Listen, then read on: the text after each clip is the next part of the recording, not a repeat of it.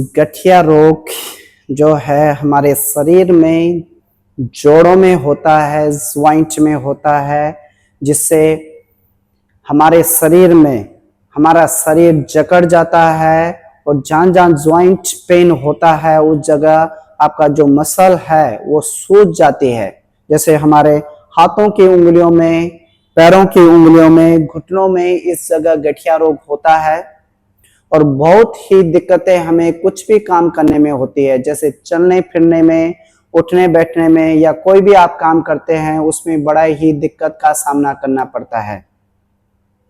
इसका प्रमुख कारण है कि आप एक जगह बैठ के लंबे समय तक एक जगह बैठने से भी गठिया रोग होता है, जिससे कोई भी आप एक्टिविटी अपने शरीर को कोई भी दाएं बाएं नहीं घुमाते हैं, जिससे गठिया रोग होता है। और मेन कारण है कि हमारी जो डाइट होती है वो हम डाइट सही से नहीं ले पाते हैं और पूरे दिन भर पानी बहुत कम पीते हैं, जिससे हमें गठिया रोग हो जाता है। तो दोस्तों, स्वागत करता हूं मैं अपने YouTube चैनल में। मैं योगी आसू। आज की इस वीडियो में मैं कुछ ऐसे एक्सरसाइज बताऊंगा जिसको आप नियमित अगर करेंगे तो इस प्रकार की गठिया की जो प्रॉब्लम है वो कुछ ही दिनों में ठीक हो जाएगी। तो दोस्तों, कैसे करना है मैं बताऊंगा आपको। सबसे पहले आप इस तरह से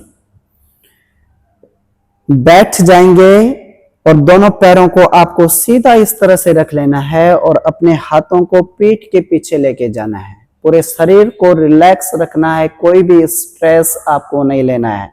स्ट्रेस की वजह से भी हमें गठिया रोग हो जाता है।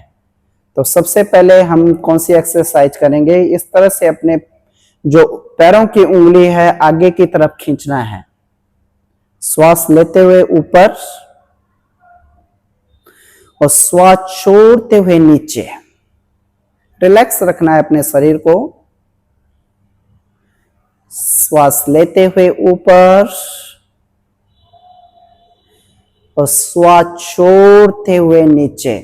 तो इस एक्सरसाइज को कम से कम आपको 10 से 15 बार दोहराना है, जिससे आपके जो पैरों में जो भी सूजन बना हुआ है या दर्द होता है ज्वाइंट में या जकड़ गया है वो कुछ ही दिनों में ठीक हो जाएगा। उसके बाद आपको क्या करना है, दोनों पैरों को इस तरह से क्लॉकवाइज डायरेक्शन में घुमाना है। श्वास लेना है, श्वास छोड़ना है, इस तरह से करते जाएं। बहुत अच्छा आप महसूस अपने शरीर में करेंगे। और इसी प्रकार दूसरी साइड भी घुमाना है, कम से कम 10 से 15 बार क्लॉकवाइज और एंटी क्लॉकवाइज डायरेक्शन में घुमाना है। उसके बाद क्या करना है, श्वास लेना है और श्वास छोड़ते हुए एक पंजे को आगे की तरफ खींचना है और एक पंजे को पीछे की तरफ खींचना। इस तरह से, जिस तरह से मैं आपको इस वीडियो में बता रहा हूं, अगर इस तरह से करोगे तो कुछ ही दिनों में आपको बहुत अच्छा आपको रिजल्ट मिलेगा। इस तरह से खींचेंगे आगे की तरफ और फिर पीछे की तरफ, एक पैर को पीछे एक पैर को आगे। बहुत अच्छा खिंचाव आपको अपने पैरों में देखने को मिलेगा। तो इसको भी आपको कम से कम 3 से 5 बार करना है और होल्डिंग के साथ करना है। जब आप ऐसा करोगे तो कम से कम होल्ड करना है, कम से कम 15 से 20 सेकेंड तक।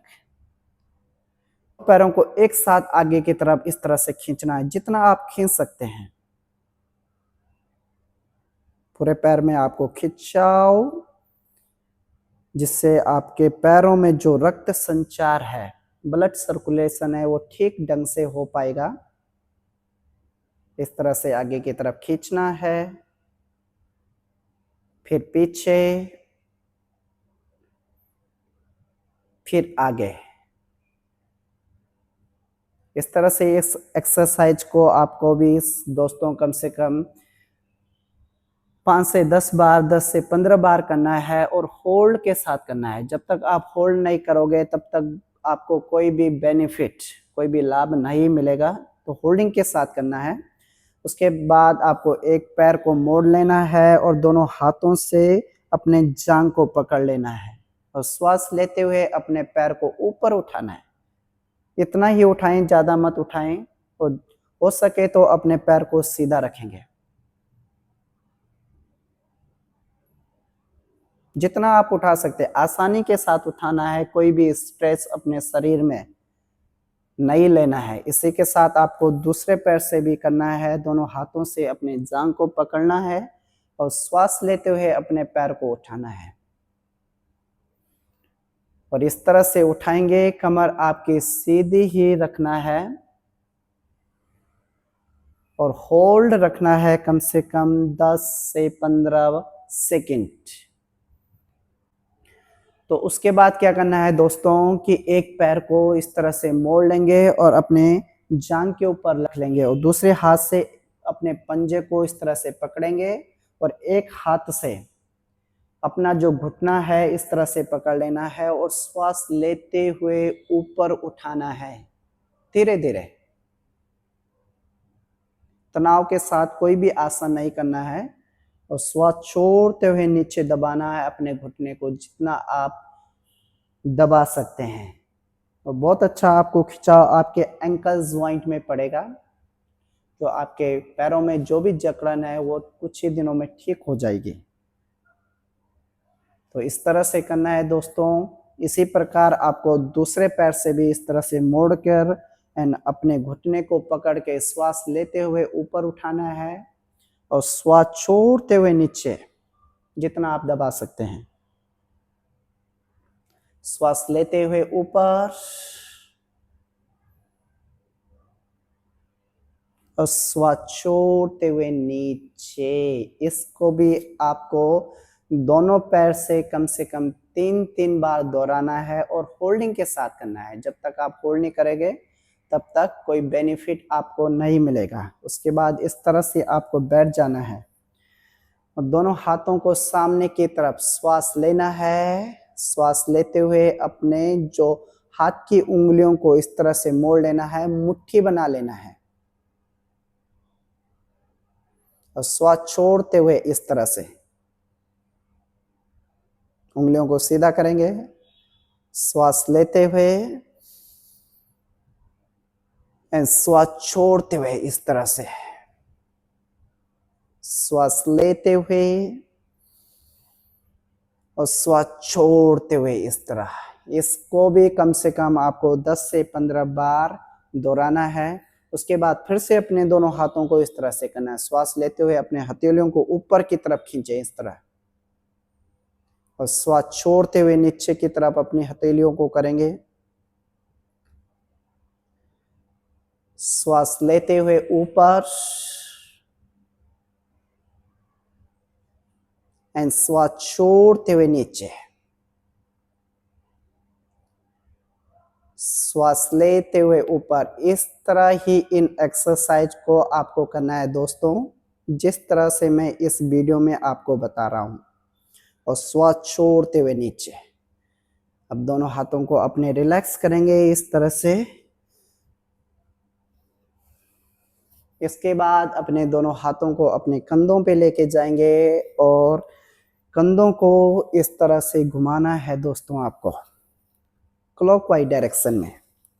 जो भी जकड़न आपके जो कंधों में हो चुकी है, जिससे आपको काम करने में दिक्कत होती है, इस प्रकार करने से आपकी ये प्रॉब्लम ठीक हो जाएगी। तो इसी प्रकार आपको दूसरी साइड भी एंटी क्लॉकवाइज डायरेक्शन में घुमाना है दोस्तों। इस तरह से घुमाएंगे तो आपका जो जाम हो चुका है, जकड़न हो चुकी है ज्वाइंटों में, वो ठीक हो जाएगी। आप अच्छा महसूस करोगे।